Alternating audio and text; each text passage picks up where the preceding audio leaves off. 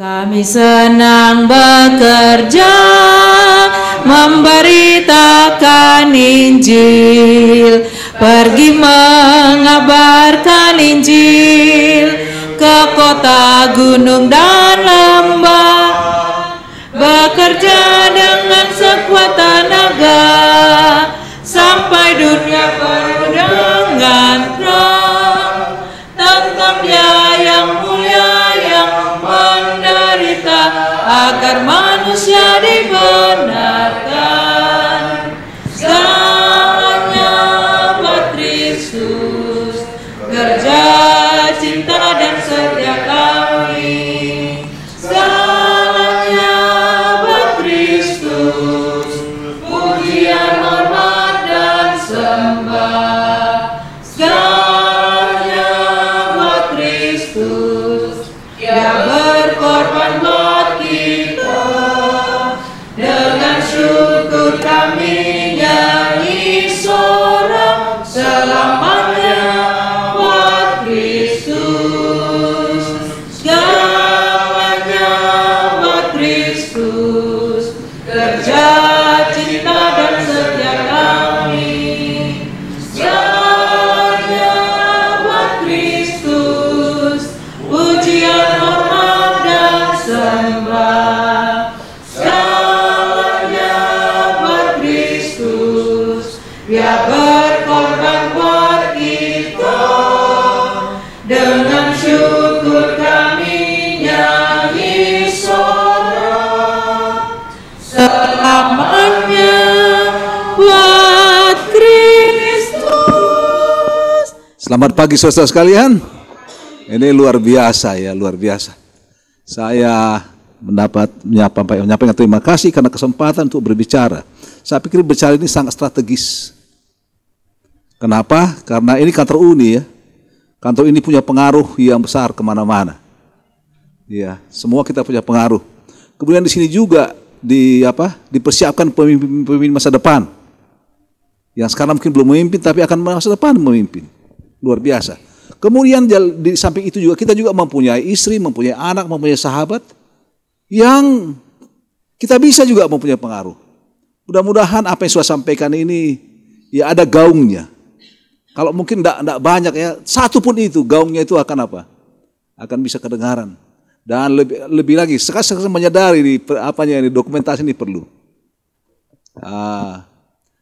Beberapa waktu yang lalu saya mendapat penjelasan dari bagian komunikasi Adventist World Radio. Pendengar Adventist World Radio sekarang ini bahasa Indonesia itu lebih banyak dari jumlah anggota Advent seluruh Indonesia. Pendengar. Jadi lebih banyak yang mendengar radio dan komunikasi ini daripada anggota jemaat kita. Jadi nggak bisa dianggap ringan itu berbicara melalui media ini karena banyak orang mendengar lewat lewat media, luar biasa. Jadi sangat terima kasih. Nggak saya pikirkan sebelumnya. Saya punya melayani aja lah. 1, 2, 3 nggak apa-apa di Uni, tapi luar biasa atas kesian saudara yang datang dari pagi ke pagi, luar biasa.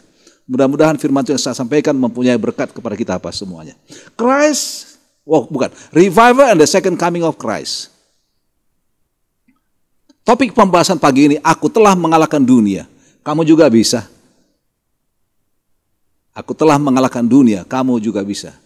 Kalau kita lihat sudah fokus kepada kitab Wahyu 17:14, mereka akan berperang melawan anak domba, tetapi anak domba akan mengalahkan mereka. Ini bicara soal kemenangan anak domba dengan musuh-musuh Kristus. Karena ia adalah Tuhan di atas segala Tuhan dan Raja di atas segala Raja. Mereka bersama-sama dengan dia juga akan menang. Yaitu mereka yang terpanggil, yang telah dipilih dan yang setia. Kalau anak domba menang, maka semua pengikut juga akan apa? Akan menang. Wahyu 15 ayat 2. Dan aku melihat sesuatu bagaikan lautan kaca bercampur api, dan di tepi lautan kaca itu berdiri orang-orang yang telah mengalahkan binatang itu. Mereka inilah orang-orang yang ada di sorga yang dia lihat. Yang berdiri tepi laut kaca yang diselamatkan oleh kasih karunia Allah. Dan mereka juga adalah orang yang mengalahkan binatang itu dan patutnya mengalahkan musuh-musuh apa? Musuh-musuh kebenaran. Bagaimana mereka mengalahkan? Sama. Dan mereka mengalahkan dia oleh darah anak domba. Dan oleh perkataan kesaksian mereka. Karena mereka tidak mengasihi nyawa mereka sampai ke dalam apa? Ke dalam laut. Luar biasa. Ini ayat biasa. Second coming of Christ. kedatangan Kristus.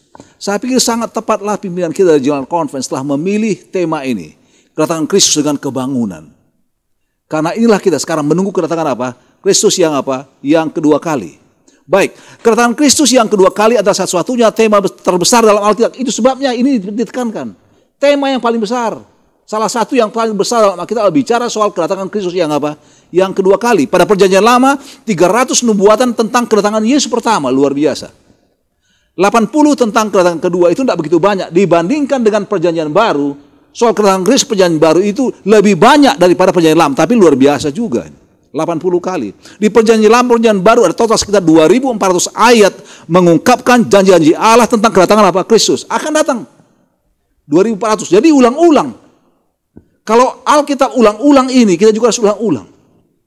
2.400 kali. Ini harus kita bicarakan, kita doakan, kita diskusikan, kita ajarkan soal kedatangan Kristus yang apa? Yang kedua kali. Karena ini mempunyai dampak yang besar kepada apa? Orang mendengarkannya, bicara soal kedatangan Yesus yang kedua kali. Oke, saya mau kuis dulu. Ini saya ini mantan guru. Dia sering kuis, jadi saya mau kuis dulu sebelum masuk ke materi. Oke. Siapa nabi bapak yang pertama bernubuat tentang kedatangan Yesus yang kedua kali? Yang pertama, bapak yang pertama. Tadi ingat siapa? Ya, terima kasih pertama ulang. Henok. Ya, bukan Abraham, bukan Nuh, bukan Daniel, Yeremia, tapi Henok yang pertama-tama menubuatkan kedatangan Yesus yang apa? Yang kedua kali. Yudas 14:15 dikatakan, juga tentang mereka Henok, keturunan ketujuh dari Adam, telah bernubuat katanya, sesungguhnya Tuhan datang dengan beribu-ribu orang kudusnya. Hendak apa? Hendak menghakimi. Dia turunan ketujuh. Yang pertama dari siapa? Adam, kemudian siapa? Set, kemudian Enos, Kainan, Mahalalel, Jared, dan kemudian apa? Henok. Keturunan ketujuh menubuatkan tentang kedatangan Yesus yang kedua kali. Wow, nggak jauh. Generasi ketujuh Henok. Saudara-saudara, kenapa sama Henok, nggak sama yang lain? Disampaikan pekabaran kedatangan Kristus ini. Saya baca roh nubuat ini, Henok ini sama seperti Yohanes ya. Kalau Yohanes menulis di perjanjian baru pada pasal yang terakhir yaitu kitab Wahyu, Yohanes yang kekasih itu di turunan ketujuh adalah Henok, sama dia. Dua-dua orang ini sama-sama dekat dengan Tuhan. Dikasih Tuhan. Pekabaran kedatangannya diberikan kepadanya. Dan saudara-saudara, luar biasa, Alkitab juga mengatakan bahwa Henok berjalan bersama-sama. Saya pikir kenapa dia berjalan bersama-sama dengan Tuhan? Kemungkinan besar adalah ini pekabaran bahwa Yesus akan datang, membuat dia semakin berjalan bersama-sama dengan apa? Dengan Tuhan. Ini generasi ketujuh. Ini soal tujuhnya kebetulan aja ya. Kita masih Advent dari ketujuh sama-sama. Pekabaran Henok apa? Pekabaran Henok adalah Yesus datang segera. Allah akan datang segera. Pekabaran Advent apa? Yesus datang segera. Sama-sama ya. Ya kebetulan yang ketujuh. Lalu saudara-saudara, kepercayaan kepada pekabaran Kristus kedua kali merubah kehidupan. Bagi Henok apa? Dan Henok bergaul dengan Allah. Wow. Setelah ini pekabaran ini disampaikan Allah kepadanya. Aku melihat, dia bilang, Allah datang dengan malaikat-malaikatnya. Dia hidup bergaul dengan apa? Allah. Saudara-saudara, saya yakin kalau ini selalu kita pikirkan soal kedatangan Yesus, kita akan hidup dari hari ke hari bergaul dengan siapa? Tuhan. Dunia nggak lagi punya penarikannya. Kita berjalan bersama-sama dengan apa? Dengan Tuhan. Lalu kemudian apa yang jadi? Luar biasa. Nuh, cicit dari Henok juga bergaul dengan Allah. Wow. Opanya bicara soal apa? Soal kedatangan Yesus yang kedua kali. Lalu cicitnya juga bicara. Luar biasa. Mudah-mudahan nanti kita, ya, siapa sudah punya opa di sini? Ya ada berapa? Pak Panulang sudah punya opa. Saya pikir kalau ini dibicarakan terus saudara, kepada cucu kita akan punya pengaruh. Opanya bicara kedatangan, lalu dia berjalan bersama dengan Allah, lalu opanya bicara dengan cicitnya soal kedatangan Yesus, juga cicitnya juga bergaul dengan apa? Dengan Allah. Ini hasilnya. Kita bicarakan saudara. Kemudian bukan hanya itu aja, Ibrani 11 ayat 5 dikatakan, sebab sebelum ia terangkat, ia memperoleh kesaksian bahwa ia berkenan kepada apa? Kepada Allah. Tetapi tanpa iman tidak mungkin orang berkenan kepada apa? Wah, berkenan kepada Allah. Pekabaran kedatangan Yesus yang dua kali akan merubah kehidupan kita. Merubah standing position kita. Standing position Nuh Standing position apa? Henokh di hadapan Tuhan, ya berkenan kepada Allah.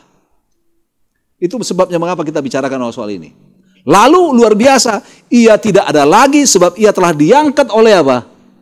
Wow. Diangkat oleh Allah. Henokh diangkat oleh Allah. Keturunan yang ketujuh. Diberitakan soal kedatangan Yesus, dia diangkat oleh Allah. Mudah-mudahan anggota gereja Advent ketujuh sekarang ini bicarakan soal kedatangan 2 kali, dan tidak lama Tuhan juga angkat-angkat dia. Amin. Ayah, sama-sama pengalamannya, sama-sama diangkat oleh apa? Oleh Allah. Generasi ketujuh Henokh, gereja yang ketujuh, berjalan setia, menyenangkan Tuhan, dan diangkat apa? Ke sorga. Luar biasa mempengaruhi kehidupan. Di Christian Triumph halaman 63 ditulis begini. Pesan yang dihotbahkan oleh Henokh dan pengangkatan ke sorga adalah argumen yang meyakinkan kepada semua orang yang tinggal dalam waktu Henokh. Hal-hal ini adalah argumen yang dapat digunakan oleh Metuselah dan Nuh dengan kekuatan yang menunjukkan bahwa orang-orang benar akan diangkat ke sorga. Lihat tuh, Opa Henokh. Dia percaya dengan Yesus datang. Lalu apa kemudian dia diangkat ke sorga? Ini khotbahkan terus waktu Metuselah. Tidak heran kenapa Metuselah panjang umurnya. Tuhan kasih panjang umur supaya selalu khotbahkan bahwa Yesus akan datang dan merubah kehidupan orang. Saudara-saudara, saya berdoa supaya saya panjang umur. Amin. Ya. Saya ingin hidup 100 tahun. Saya bilang saya hidup 100 tahun, ada juga yang keberatan. Pendeta 100 tahun katanya. Ya habis uang mission nanti 100 tahun pensiunnya. Coba bayangin ya, kalau pensiun 65 hidup 100 tahun, berapa tahun itu dibayar pensiun? Tidak apa-apa. Loh. Iya kan? Tidak apa-apa. Tapi apa? Banyak orang dengar, Tuhan punya rencana Metuselah. Lama hidupnya. Supaya dikhotbahkan soal kedatangan Yesus yang apa? Yang kedua kali. Coming again. Jesus is coming again. Ini harus tema. Dulu-dulu ini kalau sebelum acara mimbar tahun nubuatan ini. Datang segera, Yesus kan datang apa? Segera, coba kita nyanyikan. Datang segera, 2, 3. Datang segera,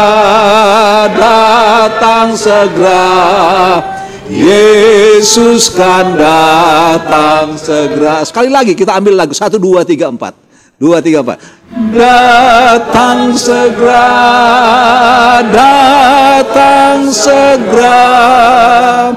Yesus kan datang segera. Bagaimana perasaan saudara? Nyanyikan ini. Hangat. Semangat. Kemudian apa? Hidup harapan kembali. Yesus apa? Kadang angkat nafiri dan apa? Dan bunyikanlah Yesus. Lalu gini. Siapa yang menulis pesan ini tentang kedatangan Yesus kedua kali? Saya mau tes lagi nih. Ini lah yang berikut lagi ya, sorry. Tapi aku tahu penebusku hidup dan akhirnya ia akan bangkit di atas debu. Juga sesudah kulit tubuhku sangat rusak tanpa daging pun aku akan melihat dia. Semua 100%. Kan 100 untuk kita. Ayub. Dia bilang apa?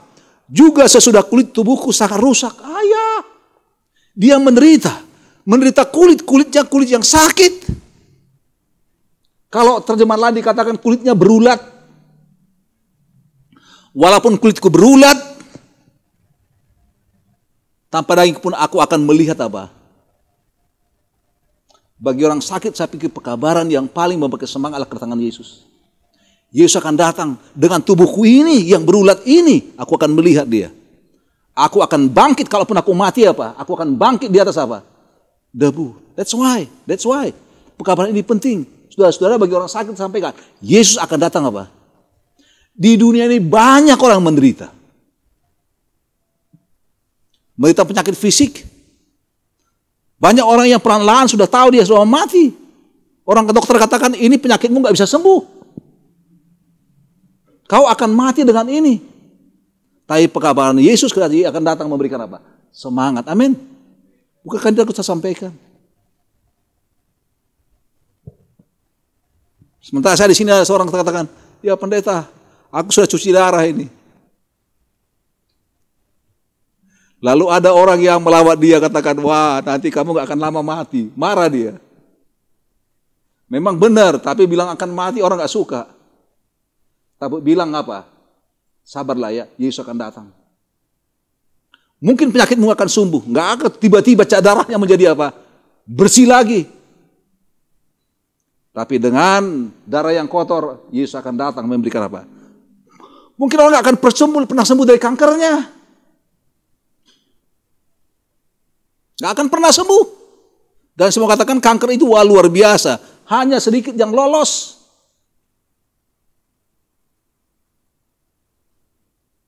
Di tempat kami sudah ada beberapa yang sakit kanker. Beberapa sudah mati. Nggak tahu tinggi juga di situ dia apanya, di divisi itu. Baru-baru ini ada juga baru kita bukan kanker rahim. Ya. Nggak usah sebutkan namanya. Sekarang yang terdeteksi. Dan jangan lupa kita semua ada ini sel-sel kanker ada semua.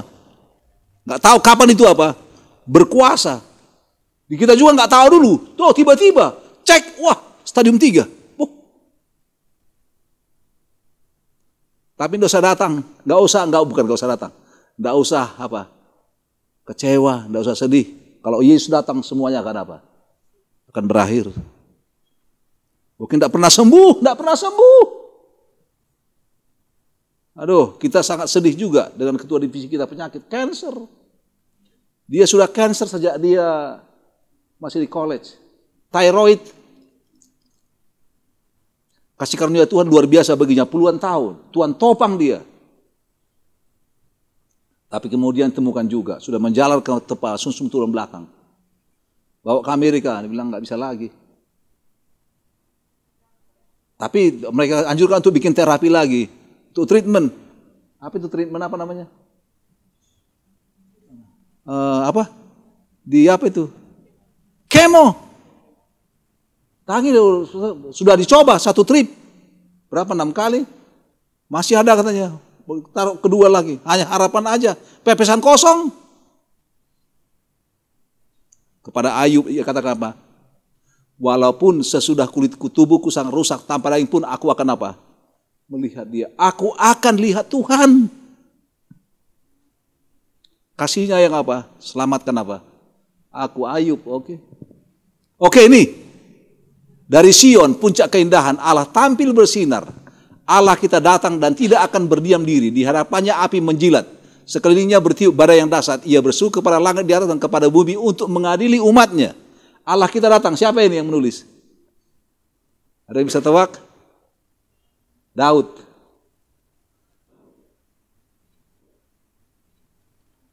Kemudian ini. Biarlah langit bersukacita dan bumi bersorak-sorak. Biarlah gemuruh laut serta isinya di hadapan Tuhan. Sebab ia datang untuk menghakimi dunia. Ia akan menghakimi dunia dan keadilan dan bangsa-bangsa dengan kesetiaannya. Siapa? Siapa yang menulis? Oke, Daud kembali. Makasih, ada suara-suara kecil tapi benar. Walaupun suaranya kecil tapi benar. Ya, itu 100 itu. Kemudian ini, ya Tuhan, orang-orangmu yang mati akan hidup pula. Mayat-mayat mereka akan bangkit pula. Hai orang-orang yang sudah dikubur dalam tanah, bangkitlah dan bersoraklah. Bersorak-sorai. Sebab embun Tuhan ialah embun terang dan bumi akan melahirkan arwah kembali. Wow. Ini siapa yang tulis? Ingat? Susah ini. Oke, saya lanjutkan supaya ingat. Dan dia akan mengambil orang benar dari seluruh bumi. Karena Tuhan telah berfirman dan akan dikatakan pada orang hari itu, lihatlah ini adalah Allah kita. Kami telah menunggu dia dan dia akan menyampaikan kita. Ini adalah Tuhan, kami telah menunggunya, kami akan bersenang dan bersuka cita karena keselamatannya. Siapa? Ya? Yohanes. Yesaya 26 ayat 19 dan 25 ayat 8 dan 9. Wow. Ini siapa? Tuhan datang dari teman dan yang maha kudus dari gunung Paran. Kemuliaannya meliputi langit dan bumi penuh pujian. Dan kecerahannya sebagai cahaya. Dia berdiri dan mengukur bumi. Dia melihat maju dan membelah bangsa. Dan gunung-gunung yang kekal terpecah, bukit-bukit abadi tertunduk. Siapa? Daud. Siapa? Ingat. Jalannya adalah abadi. Engkau naik kuda. Saya lanjutkan. Dan kereta keselamatanmu. Gunung-gunung melihat engkau dan mereka gemetar. Kedalaman mengangkat saudara dan tangannya dengan tinggi. Matahari dan bulan berhenti di kediaman mereka. Pada sinar panahmu mereka pergi. Siapa? Pada kilauan tombakmu engkau pergi sebagai keselamatanmu. Bahkan untuk keselamatan engkau diurapi. Ada ingat? Susah. Habakuk. Payah, gak apa-apa. Ya bisa dimengerti, ini ayat yang sangat apa? Sangat jarang. Oke, ini. Janganlah gelisah hatimu. Fasih 100. Siapa yang mengatakan ini? Yohanes. Siapa yang mengatakan? Yesus. Aku akan datang kembali. Tuhan katakan janji datang. Swear. Dia katakan swear. Aku akan apa? Datang kembali. Ini. Apabila anak manusia datang dalam kemuliaannya dan semua malaikat bersama-sama dengan dia, maka ia akan bersemayam di atas tahta kemuliaannya. Lalu semua bangsa akan dikumpulkan di hadapannya. Siapa yang mengatakan? Siapa yang mengatakan? Yesus. Terima kasih. Oke, berikut. Siapa nabi terakhir yang menulis tentang kedatangan Yesus yang kedua kali? 2 pilihan. Nah, ini mudah. Siapa? Yohanes Pembaptis atau Yohanes Pewahyu? Yohanes Pembaptis. Yohanes Pembaptis kan dia sudah mati dia cepat. Yohanes Pewahyu. Apa dikatakan? Sesungguhnya aku datang segera dan aku membawa upahku untuk membalaskan kepada setiap orang menurut perbuatan. Datang segera, aku datang segera. Tuhan berbicara kepada Yohanes, aku datang segera. Lalu selanjutnya setelah dia katakan bahwa Yesus katakan aku datang segera, lalu apa dia bilang? Amin. Datanglah Tuhan Yesus. Wah, enggak sabaran dia. Langsung komentar. Amin, datanglah apa? Tuhan Yesus. Lalu Wahyu 22 ayat 20. Ini pasal yang terakhir, ayat-ayat yang terakhir. Ia yang memberikan kesaksian tentang semuanya berfirman, ya aku datang segera. Amin, datanglah apa? Tuhan Yesus. Baik, selanjutnya. Buku apa di perjanjian lama yang pertama kali menubuatkan kedatangan Kristus yang kedua? Yang terakhir kali. Pertama kali menubuatkan kedatangan Kristus yang kedua kali. Kejadian, Keluaran, Yeremia, Yesaya. Yang pertama. Kitab apa? Ya, saya pikir Kejadian. Apa di mana? Tertulis. Kejadian 3:15. Aku akan mengadakan permusuhan antara engkau dan perempuan ini, antara keturunanmu dan keturunannya akan meremukkan kepalamu dan engkau akan meremukkan tumitnya. Ini ayat yang mengatakan bahwa ia akan datang. Ayat ini walaupun kelihatannya pendek, berisikan 3 nubuatan penting. 3 nubuatan, yaitu yang pertama, baik, sebelumnya saya katakan inilah the cosmic battle between God and Satan. Yaitu pertempuran kosmik antara Allah dan setan. Dan surah nubuatan Kejadian 3:15 adalah nubuatan yang paling panjang dalam Alkitab. Apa nubuatannya? Aku akan mengadakan permusuhan, enmity, pertikaian, perkelahian. Saudara-saudara, orang Kristen adalah orang suka berkelahi, benar atau tidak?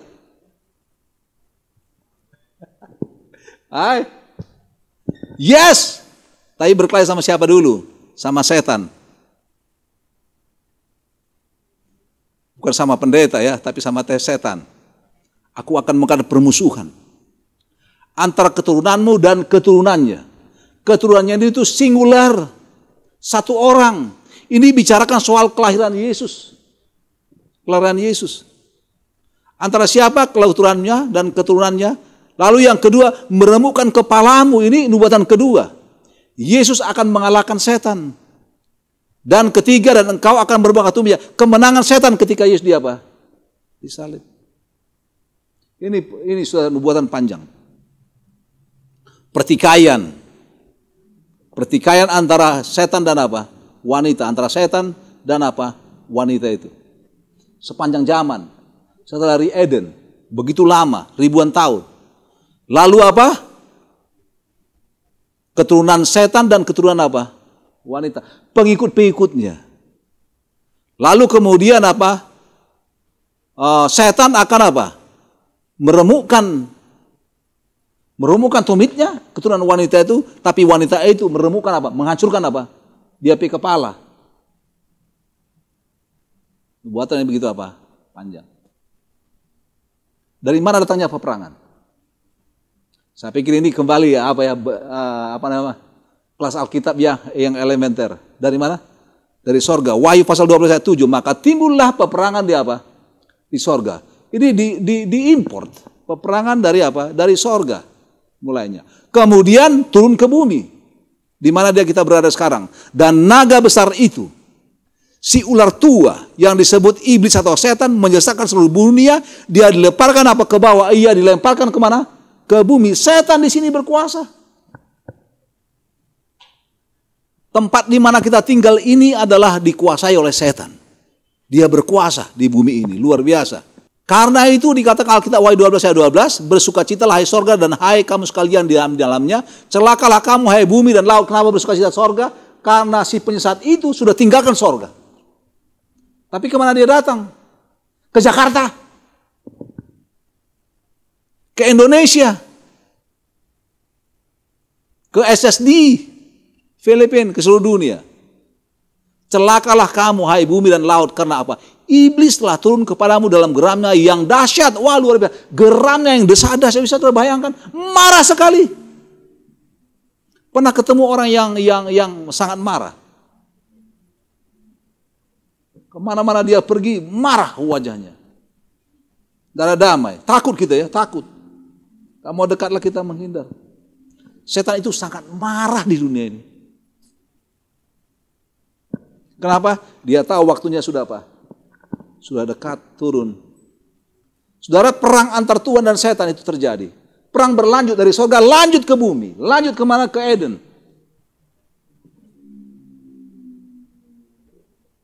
Saudara, luar biasa. Ke Eden. Dan ke bumi di mana apa kita ini berada. Sorry.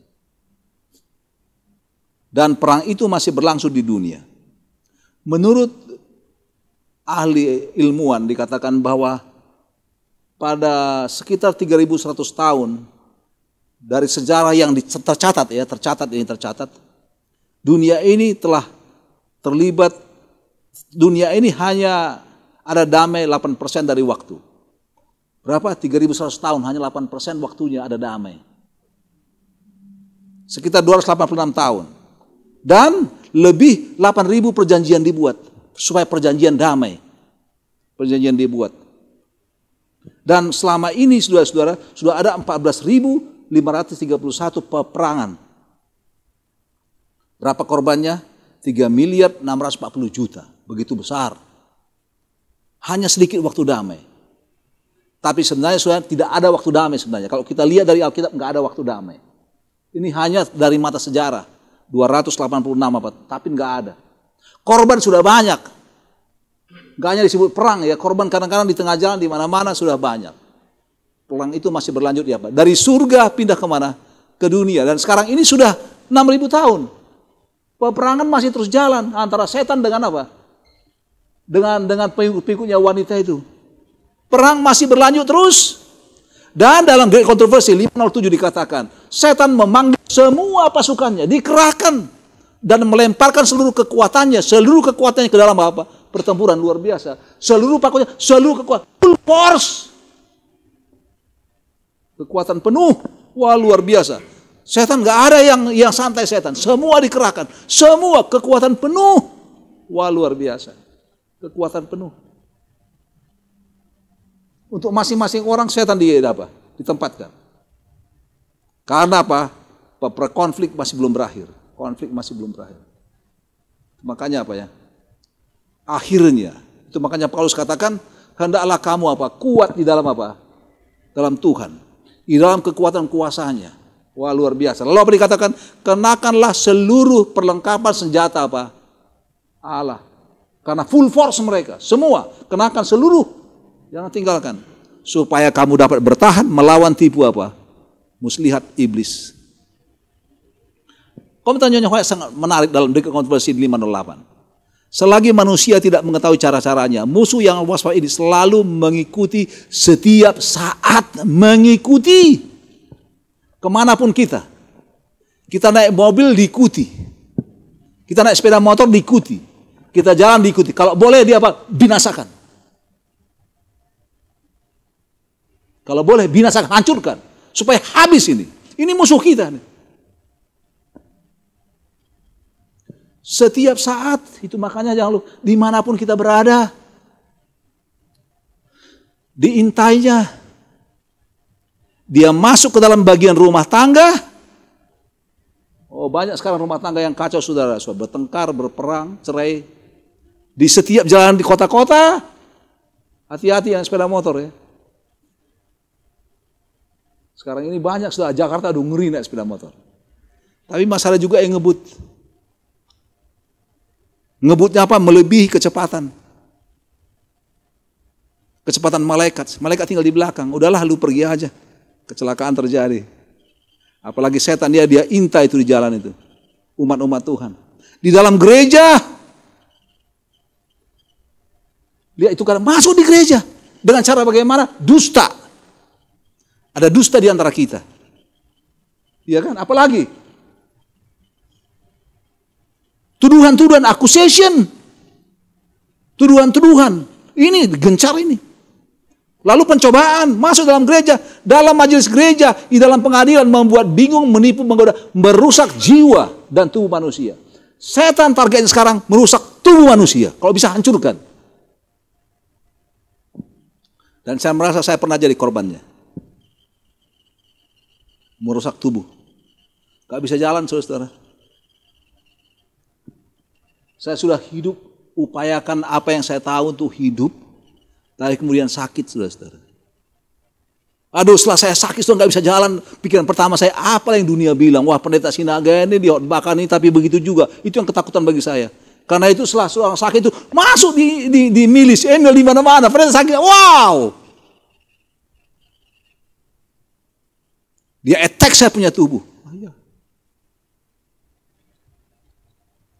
Kesalahannya apa? Kurang istirahat. Saya mau katakan saudara-saudara, jangan miss satupun nasihat-nasihat disampaikan soal kesehatan. Jangan miss. Setan tunggu, kapan kita lengah dia masuk di sana. Nggak, kadang kita sadari dia tunggu. Sekarang kita nggak rasakan nanti. Saya telah berumur 57 tahun, baru attack, knockdown, sudah knockdown. Tapi saya harus bangkit. Luar biasa. Kita sudah check in di Cebu. Cebu adalah bandar udara nomor 2 terbesar Filipina. Teman saya, Profesor Ayas, orang yang katakan, kita makan. Oke, kita makan. Kita masuk restoran Korea. Sudah selesai makan, mau berdiri. Aduh, nggak kuat. Seperti mau jatuh ke belakang, langsung dirangkul. Saya bilang, ayo kita langsung terbanglah. Sudah mau jamnya, terbang kita. Pas masuk di bandara, dokter penerbangan katakan, jangan terbang. Sekarang rush to the hospital. Segera ke rumah sakit. Rumah sakit sudah seputar lagi di kota, macet lagi. Lalu diambil apa? Mobil. Nggak bisa mobil ini. Dia bilang, ini akan lama. Ambulans, keluarkan ambulans. Ambulans bandara. Segera. Keluarkan. Lalu bagaimana? Ada rumah sakit di balik bandara itu. Dia bilang segera ke sana. Lalu bagaimana? Potong kompas. Ambil shortcut. Lalu bagaimana? Ini kan penerbangan. Ada landing dan apa? Take off. Instruksikan menara. No landing and no taking off. Berhenti sudah pendaratan.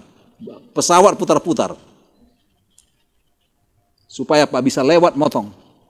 Segera rush. Saya berada di ambulans, saya masih sadar, apa-apa. Tapi rasanya nggak kuat aja. Bilang segera. Dokternya sudah tahu ini gejala stroke ini. Masuk. Nggak lama sudah kena potong kompas. Masuk.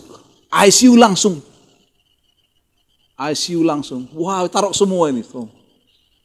Masuk semua. Di sana beberapa jam. Saya rasa relax. Pikiran saya masih jalan, masih apa. Jam 9 malam, Ibu Sinaga datang. Waktu dilihat saya masuk di ruangan saya, dilihat monitor sudah flat semua. Flat ya, kalau flat Ibu apa? Stop bernafas, 3 itu flat. Lalu dia lihat saya bilang, saya masih hidup. Oh, dia sudah takut juga lihat flat, sudah flat. Kenapa flat? Waktu dimasukkan itu semua rasanya gatal-gatal, risih. Saya cabutin satu-satu.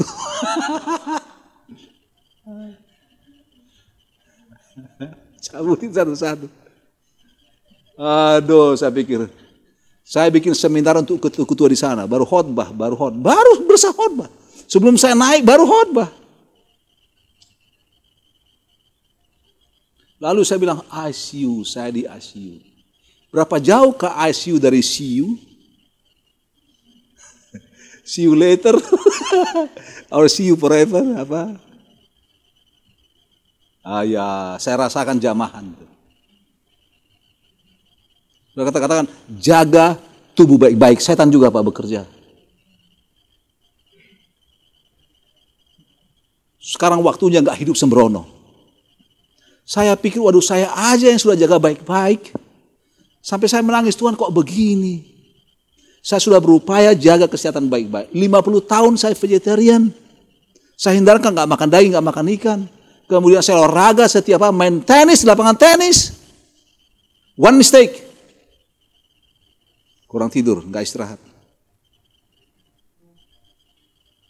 Nggak istirahat. Setan. Kadang-kadang setan masuk ini, tak kasih dusta. Nggak apa-apanya itu, orang semua kok begitu. Nggak apa-apa, ini dusta setan ini. Itu maka jangan ada dusta di antara kita dengan setan. Hati-hati, jangan. Merusak jiwa dan merusak apa? Tubuh. Kalau bisa, dihancurkan. Sampai nggak bisa, itu makanya pekerja-pekerja Tuhan jaga kesehatan. Kalau sudah kesehatan rusak, cepat. Jangan sampai nggak bisa kita melayani Tuhan. Amin. Itu khotbah saya cancel di Salemba. Gue sembahyang karena itu sakit, nggak bisa. Perang itu masih tak berlangsung. Jaga baik-baik. Itu makanya dikatakan apa? Sadarlah dan berjaga-jagalah, lawanmu si iblis berjalan keliling sama seperti singa yang apa? Mengaum-ngaum dan mencari orang yang dapat dia apa? Telannya. Wah, dilihat mana ini ada point of entry. Dia lihat itu point of entry semua. Dilihat keliling-keliling, mana point of entry yang bisa menghancurkan manusia. Entry point. Yesus katakan apa? Lihatlah melalui hambanya. Betapa besarnya kasih apa kepada kita sehingga kita disebut anak-anak Allah. Karena itu dunia tidak mengenal diri kita. Sebab dunia tidak mengenal dia. Kemudian dikata, janganlah kamu heran saudara-saudara apabila dunia membenci apa? Jangan, kita harus waspada. Dunia membenci kita. Membenci Pak Sibaran ini. Membenci Irian, membenci sudah apalagi departemen ini, benci. Ini Pak Pendeta Saragini di koordinir supaya jual buku masuk ke rumah-rumah, benci. Sangat dibenci. Kemana kita diintai? Hati-hati, sangat dibenci. Semua tenaga dikerahkan dikatakan. Jangan heran kalau apa? Dunia membenci, ini setan. Dunia membenci. Jikalau dunia membenci kamu, ingatlah bahwa ia telah lebih dulu membenci apa? Aku daripadamu. Sekiranya kamu dari dunia, tentulah dunia mengasihi kamu sebagai miliknya. Tapi karena kamu bukan dari dunia, melainkan aku telah memilih kamu dari dunia, sebab itulah dunia apa? Membenci kamu. Jangan pernah rasanya apa? Ada orang bilang sama pendeta, saya nggak pernah ketemu setan. Kelihatannya oke-oke saja. Iya, kenapa nggak pernah ketemu? Karena jalannya sama, beriringan. Iya kan? Gak pernah ketemu karena dia satu baris dengan setan. Iya kan? Kalau dia nggak partainya pasti ketemu, ya kan? Iya, ketemu dia. Satu baris dia, ya nggak ketemu lah.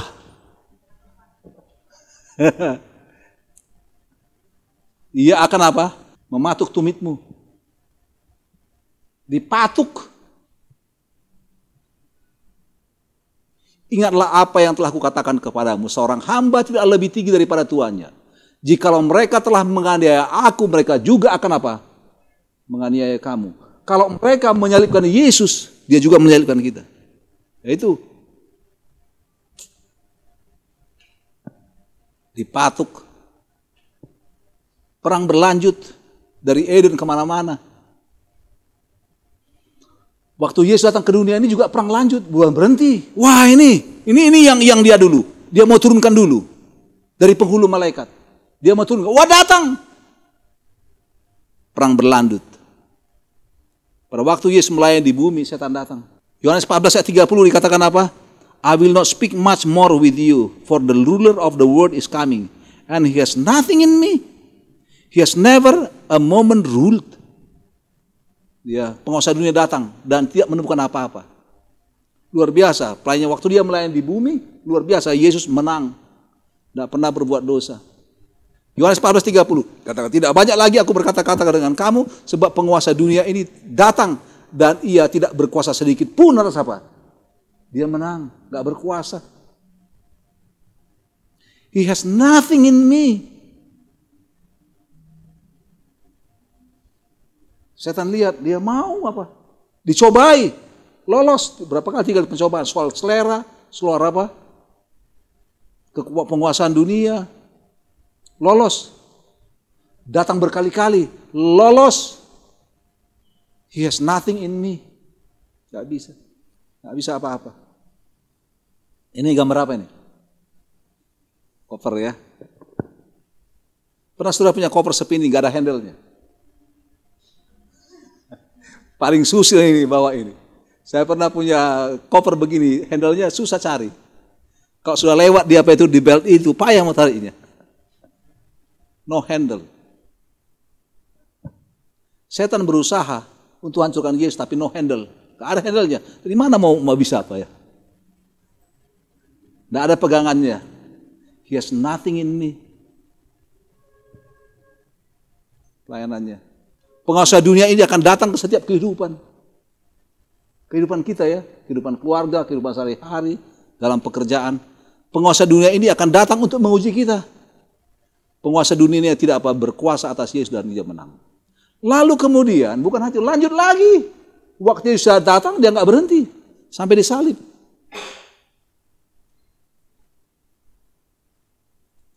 Setan berencana, ini mau salibkan Yesus, supaya mati dia ini. Dengan semua caranya yang luar biasa. Tapi kemudian dia berhasil meremukkan kepala setan. Apa? Disalib. Luar biasa ya, setan memasuki seorang pikir Kristus. Siapa ini? Yudas. Supaya menyerahkan dia. Lalu bukan hanya itu aja, juga setan menginspirasi dan menguasai pikiran orang jahat untuk menyalibkan dia. Ron Hubbard menjelaskan pada waktu Yesus disalib itu, yang berteriak-teriak salibkan dia itulah setan.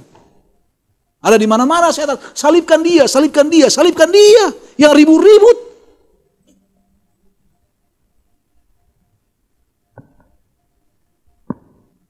Tapi kemudian Yesus disalibkan. Berhasil setan, dia pikir dia berhasil. Ketika Kristus mati di kayu salib Kalvari, ia berseru dalam penderitaan yang terakhir, sudahlah genap. Dan setan tahu bahwa ia telah kalah dalam tujuannya untuk menggulingkan rencana apa? Wow. Setan katakan apa tujuannya? Allah itu nggak adil, Allah itu nggak kasih. Padahal Allah itu sampai mau mati. Wow. Demi menunjukkan cintanya kepada apa? Manusia. Setan tahu bahwa ia telah kalah. Setan kalah disalib. Dalam tujuannya untuk menggulingkan rencana apa? Dia menang. Dia menang. Signs of the time. Ketika Kristus berteriak sudah selesai, maka pengorbanan besar itu lengkap. Setan dan malaikat-malaikat tumbang oleh kasih sayang alam semesta. Tumbang, kalah. Yesus sudah kalahkan setan di mana? Kalau begitu siapa takut? Wong udah kalah di sana. Tapi walaupun kalah masih lanjut lagi. Setan juga masih bekerja terus walaupun sudah kalah, sudah kalah. Secara apanya? Secara faktanya dan faktanya sudah kalah disalib. Lanjut sampai kedatangan kedua kali. Lalu apa? Allah akan bisa dia habis-habisin di situ. Pada kedatangan kedua kali ketika Kristus akan datang ke bumi, dia akan mengikat setan. Wahyu pasal 20 ayat 1-4. Apalagi? Dan melempar dia ke lubang yang sangat dalam. Diikat, dirantai. Macam-macam. Dan kemudian berapa lama dirantai? Nah ini Bible doktrin ini. Berapa lama? 1000 tahun. Tidak ada lagi orang. Dan setelah itu apa? Dibakar di api neraka. Lautan api. Firman Tuhan katakan, dan ia akan berkata juga kepada yang di sebelah kirinya, analnya dari hadapanku nyala ke dalam api yang kekal. yang disediakan untuk iblis dan apa? Api neraka itu sebenarnya untuk siapa? Bukan untuk kita itu, enggak. Untuk setan. Tapi kemudian bukan hanya dia, ikut pengikutnya juga, tapi intinya untuk setan. Akan dibakar habis nanti. Jadi peperangan masih berlanjut sampai sekarang ini. Tapi yakinlah setan sudah kalah, dikalahkan, disalib. Eden terlanjut, salib, lanjut sampai akhir zaman. Sekarang ini. Hukuman ilahi, kejadian 3:15 dijatuhkan kepada setan setelah kejatuhan manusia, juga adalah ramalan yang mencakup semua zaman sampai pada akhirnya, dan ini adalah satu bayangan dari konflik besar yang diberikan semua ras manusia yang harus hidup di atas apa? Bumi. Semua mengalaminya, semua ras, semua suku.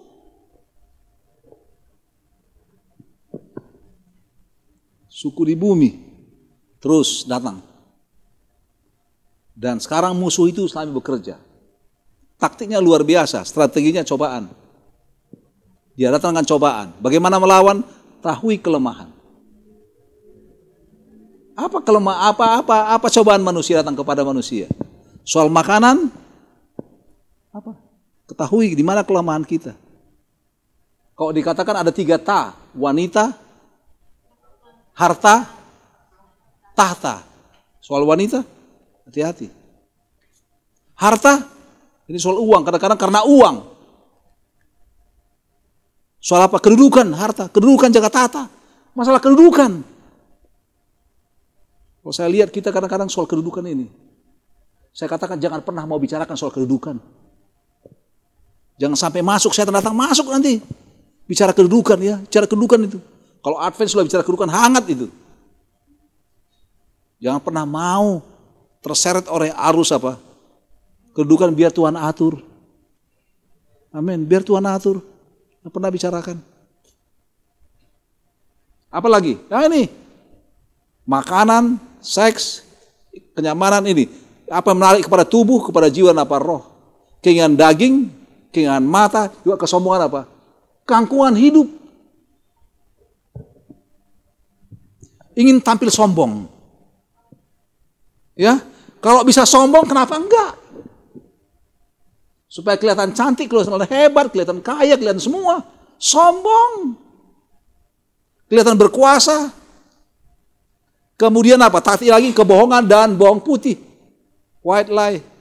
Cara melawannya, ketahui kebenaran untuk mengenali apa? Baca firman Tuhan dengan baik. Lama penipuan.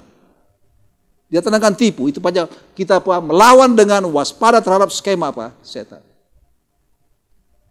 Kemudian apa lagi? Intimidasi. Wah, luar biasa. Kadang-kadang intimidasi. Lihat Nehemia, sudah ingat? Oh, dia bilang mau bangun. Lalu apa? Orang datang katakan, dia bilang kamu bangun. Musang juga akan lompat situ, pasti bobol itu dia punya apa? Bangunan. Wah, intimidasi. Berdiri teguh dalam Kristus. Ketakutan. Kadang-kadang ini datang ketakutan. Membuat orang takut. Andalkan janji Allah. Itu strateginya. Pembunuhan kadang-kadang. Ini juga ada. Pembunuhan. Banyak hamba-hamba Tuhan mati di jalan raya. Ini istimewa pendeta-pendeta, pekerja-pekerja. Mati di jalan raya. Saudara-saudara pas keluar jalan raya sudah banyak berdoa. Setan bisa tabrak belakang, senggol dan sebagainya. Banyak umat-umat Tuhan mati di jalan raya. Aduh, ngeri juga. Perlu banyak berdoa, amin. Tapi lepas itu berlindung dalam Yesus. Kalaupun mati ya sudahlah.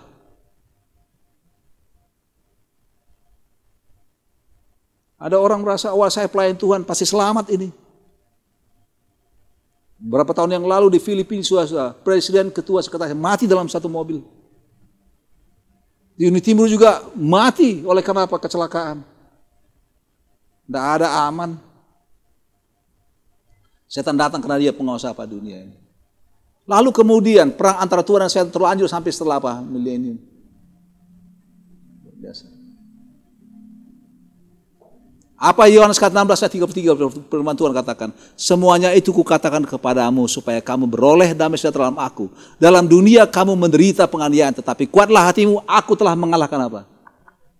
Aku sudah mengalahkan dunia. Tuhan katakan, aku sudah menang. Kalau aku menang, kamu juga bisa apa? Menang. Aku sudah kalahkan. Itu mah nggak takut setan. Lawan kita bukan setan. Itu enggak sebanding. Setan enggak sebanding. Enggak, itu bukan itu lawan kita sekarang. Kenapa? Karena setan sudah dikalahkan. Di salib sudah dikalahkan. Dia, Allah sudah kalahkan di salib. Masalah kita adalah kadang-kadang ini, pikiran ini di sini. Wah, dia bilang luar biasa. Setan itu luar biasa. Jangan disalahkan setan, marah dia. Dia duduk kok. Sudah duduk, udah tahu dia nggak bisa lagi. Dia bilang, oh itulah setan. Cobaan setan. Mana cobaan setan? Yang mencoba adalah keinginan kita, amin. Tuhan sudah kalahkan dia. Tuhan sudah kalahkan dia. Ini Karl Armerding. Dia adalah penulis dalam majalah Moody Monthly. Ya. Satu kali dia katakan dia jalan-jalan ke kebun binatang. Dan waktu dia jalan-jalan, dia melihat itu yang membersihkan kebun binatang itu masuk ke kandang singa. Masuk, hanya bawa sapu lidi. Hanya bawa sapu lidi, masuk ke kandang singa. Wow, dibersihkan di situ. Oh, dia bilang, wah luar biasa. Pada waktu dia keluar, dia tanya, loh, kamu berani sekali ya? Dia bilang, aku gak berani sebenarnya. Kenapa kali ini? Singanya takut.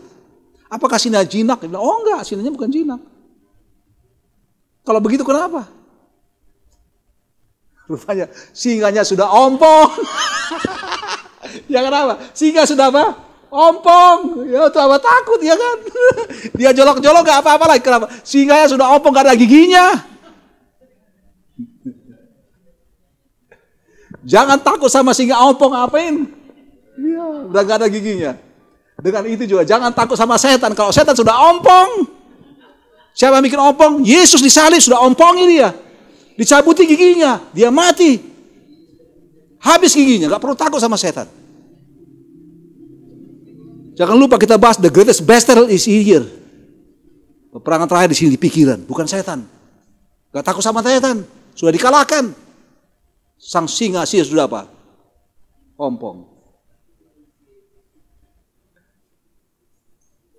Tuhan katakan, aku sudah mengalahkan dunia.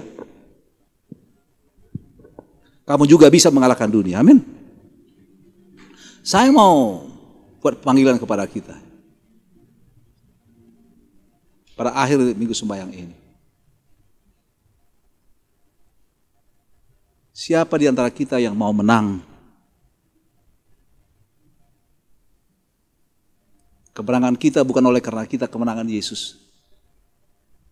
Siapa di antara kita yang mau bersyukur, Tuhan terima kasih atas kemenangan itu. Bukan karena aku, tapi karena apa? Karena Engkau. Aku juga mau menang. Aku juga mau masuk sorga. Aku juga mau berdiri di laut kaca dan menjadi pemenang. Andalkan Tuhan. Amin, saudara. Kalau itu doa saudara, marilah kita sama-sama tunduk kepala dan berdoa. Kami undang untuk berdiri. Berdoa. Tuhan Bapa kami dalam sorga, terima kasih oleh karena firman Tuhan yang luar biasa menunjukkan kepada kami bahwa Tuhan telah menang dan mengalahkan si iblis. Kami Tuhan juga rindu supaya kami menang juga, mengalahkan semuanya.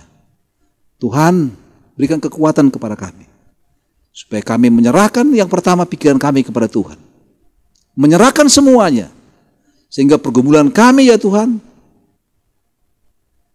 akan tidak sia-sia. Tuhan, pagi ini kami mau bersedia bila mana Tuhan datang. Kiranya Tuhan ingatkan kami kepada kuasa Tuhan yang memberikan kemenangan bagi kami. Terima kasih atas janji-Mu ya Tuhan. Kepada semua orang menang. Dalam nama Yesus kami berdoa. Amin.